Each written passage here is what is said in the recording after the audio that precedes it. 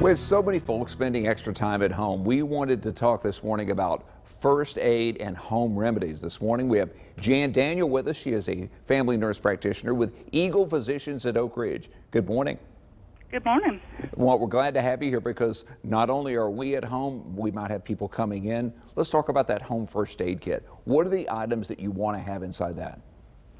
Well, first of all, kits come in all different sizes and complexities, and a kit for your family home would be different from one you may want to keep in your car, and a kit for only adults is different for a family with young children. So just make sure when you're deciding what to put in your kit that it fits your situation. And also, once you make your kit, be very familiar with the contents and make sure you know how to use everything. The most common items to have in a kit would be gloves, nonstick gauze pads, a large bottle of sterile saline to clean a wound well, instant cold compresses, Band-Aids, both large and small, ACE wrap, digital thermometer, Tylenol and or ibuprofen, aspirin, Benadryl for allergic reactions, sterile eye wash, and triangular bandage and adhesive tape. You know, you make a great point there about looking in and making sure you're familiar with it because, you know, if something happens, you don't want to be hunting around. Let's talk about a strain or a sprain. What's the best way to deal with those? The best way would be to remember the mnemonic RICE. It's RICE, stands for RICE, rest, ice, compression, and elevation. Rest will help lessen the damage and pain of the affected site. Ice will alleviate swelling. Compression with an ACE wrap bandage and elevating the affected area above the level of your heart will also help with the swelling.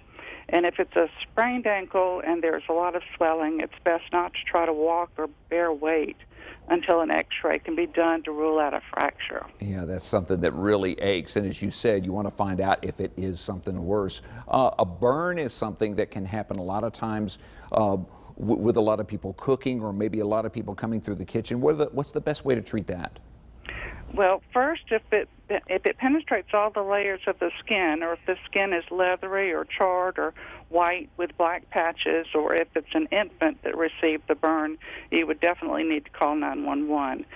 If it's a first degree, like just red skin, or even a second degree burn with blisters, you'd want to run cool water over the site until the pain is relieved.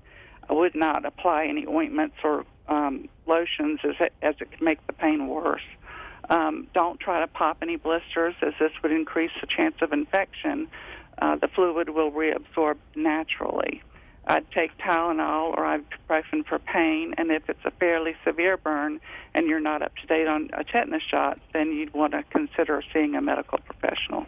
So you mentioned that it could open up. How do you tell if a wound is infected or if maybe somebody has a cut and it needs stitches? What's the criteria there? Well, if the wound is infected, there would be increased pain at the site and perhaps some cloudy drainage and increased swelling and sometimes expanding redness around the site and heat. It also might have some red streaks moving away from the wound. If that happened, you would want to definitely see your primary care provider or go to an urgent care, as you'd probably need antibiotics. And your provider might want to culture the drainage to make sure they're giving you the correct antibiotics. You know, it's not only important to look inside that kit, but know where the first aid kit is, especially with all these people coming in. Jan, some absolutely great advice and timely too. Thank you so much. You're welcome. Jan Daniel there with Eagle Physicians in Oak Ridge.